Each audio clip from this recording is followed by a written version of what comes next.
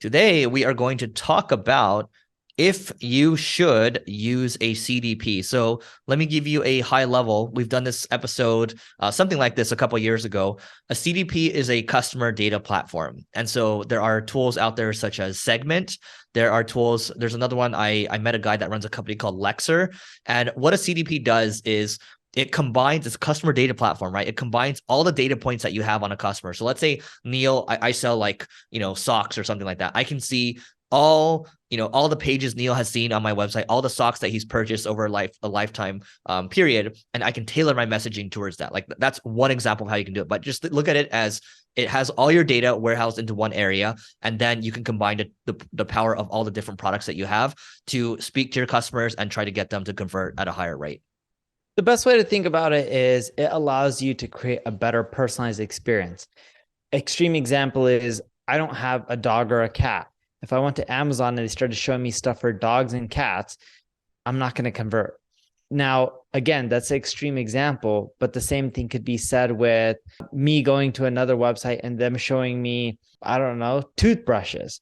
I'm not going to buy a toothbrush when I use electric toothbrushes. Like, that's very specific. I wouldn't want a manual toothbrush because I prefer electric. If someone knows all of this, they can show you what you're more likely to buy. Conversions go through the roof. And when I mean through the roof, I've seen a lot of companies test this. We've worked with a lot of people at my ad agency, NP Digital, with this. And we found that it doesn't actually increase conversions by like 30, 40%, or that most people think, but we're seeing lifts like 5, 6, 7%, which doesn't seem like a lot, but for us, that's through the roof. And the reason being is that extra spread is a big difference on how much more money you can spend on ads and how much quicker you can scale up your marketing.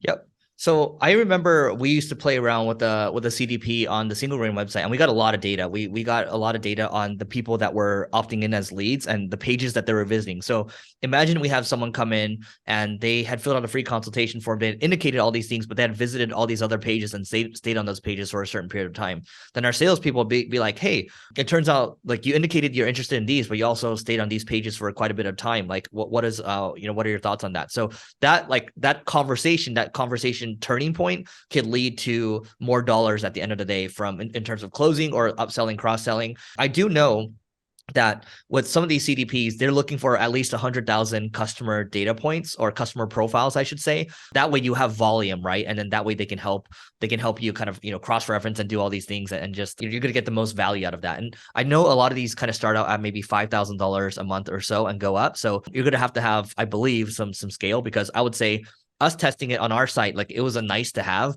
but it didn't make that much of a difference, right? Because, our site, I mean, we get like 150,000 visits a month, and it's not like we have 100,000 customer profiles. It's a B2B agency, right? Single Grain. Data compliance is helpful too, right? If you're like an international company, having a CDP is helpful because you're going to need to segment the data out, right? Like, if you're operating in Australia and then you're in Japan and then you're in Europe and then you're in the US, like, it's a mess. We'll just leave it at that. But I think a CDP is a net positive if you've got significant scale in your business. Maybe you're doing 15, 20 million plus a year and you have at least 100,000 customer profiles. Neil? Consider using one. It's worth it. Keep in mind with data changes and privacies and cookies and all this kind of things, they're going to have to also adapt to be more and more effective over time as well.